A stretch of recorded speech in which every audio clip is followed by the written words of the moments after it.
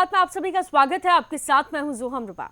Yamuna expressway औद्योगिक विकास प्राधिकरण यानी कि यीडा की 85वीं बोर्ड बैठक आज ग्रेटर नोएडा में आयोजित की गई। इस बैठक में कई अहम विकास योजनाओं पर चर्चा की गई, जिसका असर नोएडा इंटरनेशनल एयरपोर्ट, जेवर और आसपास के क्षेत्रों पर सीधा पड़ेगा। यमुना प्राधिकरण यीडा की 85वीं बोर्ड बैठक प्रमुख सचिव औद्योगिक विकास और यीडा के चेयरमैन आलोक कुमार की अध्यक्षता में हुई। इस बैठक में किसानों की आबादी की लीज बैक, भूमि शिफ्टिंग और मुआवजा जैसे महत्वपूर्ण विषयों पर विस्तार से चर्चा हुई। यीडा के अधिकारियों ने बताया कि इस बैठक में मथुरा और अलीगढ़ जिलों में भूमि मुआवजे और आवंटन दर को अंतिम रूप देने पर विचार किया जाएगा, जो भूमि अधिग्रहण और विकास परियोजनाओं के लिए अहम कदम माना जा रहा है। अलीगढ़ में मल्टी मॉडल लॉजिस्टिक पार्क के लिए जमीन अधिग्रहण की प्रक्रिया भी इस बैठक के एजेंडे में शामिल है। यह पार्क राज्य की आर्थिक प्रगति में एक महत्वपूर्ण भूमिका निभाएगा और व्यापार एवं लॉजिस्टिक्स के क्षेत्र को मजबूती प्रदान करेगा। वहीं मथुरा जिले में प्रस्तावित हेरिटेज सिटी परियोजना के लिए भूमि लेने की प्रक्रिया भी तेज की जा रही है, जो क्षेत्र की सांस्कृतिक विरासत और पर्यटन को बढ़ावा देने में सहायक होगी। देखिए, आज यमुना औद्योगिक विकास प्राधिकरण की 50वीं बोर्ड बैठक हुई। इसमें 54 प्रस्ताव प्रस्तुत किए गए, जिनके बारे में विस्तार से भी हमने आप लोगों को बताया।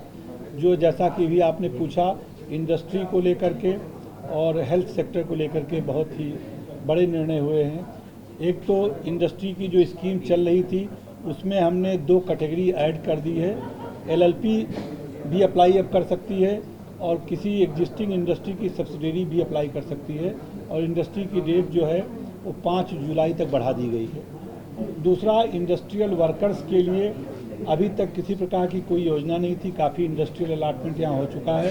साथ ही साथ गरीब लोगों के लिए किसी प्रकार की आवास योजना यमुना प्राधिकरण में नहीं थी। जो पहले 5000 मकान आए थे, वो काफ़ी जर्जर हालत में थे।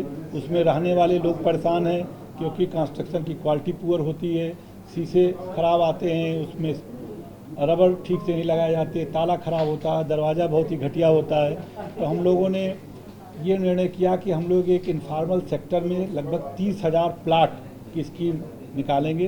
पहले चरण में 4,500 प्लाट की स्कीम ला रहे हैं। ये 30 मीटर का प्लाट होगा, जिसका FAR 2 होगा, और इसमें 2.5 मंजिल तक आदमी बना सकता है।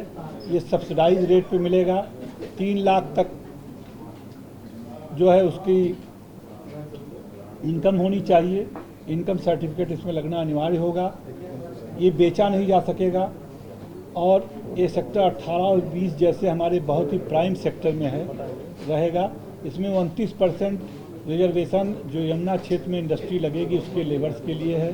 बैठक में एक और महत्वपूर्ण प्रस्ताव यीडा की ओर से पारित किया गया कि यीडा को 2 फायर स्टेशन दिए गए हैं, जो कि सेक्टर 18 और सेक्टर 32 में होगा।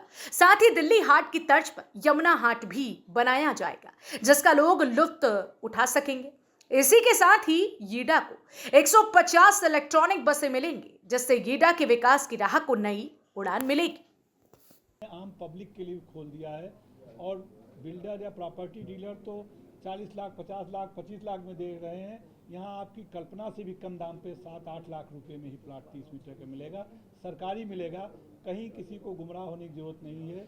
ये किसी भी के फेक ऐड में फंसने की ज़रूरत नहीं है, और जो यहाँ काम करेंगे उनके लिए अलग से हम दे रहे हैं। तो ये बहुत बड़ा एक ब्रेक थ्रू माइलस्टोन है कि इस एरिया को अवैध अतिक्रमण से बचाने के लिए, और इस एरिया में जो इंडस्ट्री आ रही है उसके लिए वर्कर्स मुहैया कराने के लिए। सर, हेल्थ सेक्टर में एक पायलट प्रोजेक्ट के तौर पे यमुना अथॉरिटी ने टेकअप किया है, और आप लोग 14 बना रहे PPP मॉडल पे। क्या है, किस तरीके से ये काम करेंगे? देखिए, हम लोग वेलनेस सेंटर और फैमिली प्लानिंग सेंटर या मैटरनिटी सेंटर के नाम पर 14 चाइल्ड वेलफेयर के नाम पे ला रहे हैं। इसके पीछे उद्देश्य, इसमें 30 बेड तक का हॉस्पिटल बन सकेगा। इसमें इंडोर और आउटडोर दोनों होगा। तो ये थी यमुना एक्सप्रेसवे प्राधिकरण की 85वीं बोर्ड बैठक की बातें। अब देखना होगा कि इन योजनाओं को जमीन पर उतारने में प्रशासन कितनी तेजी दिखाता है। फिलहाल के लिए इस खबर में सिर्फ इतना ही। बाकी उत्तर प्रदेश से जुड़ी खबरों के लिए आप देखते रहिए यूपी की बात।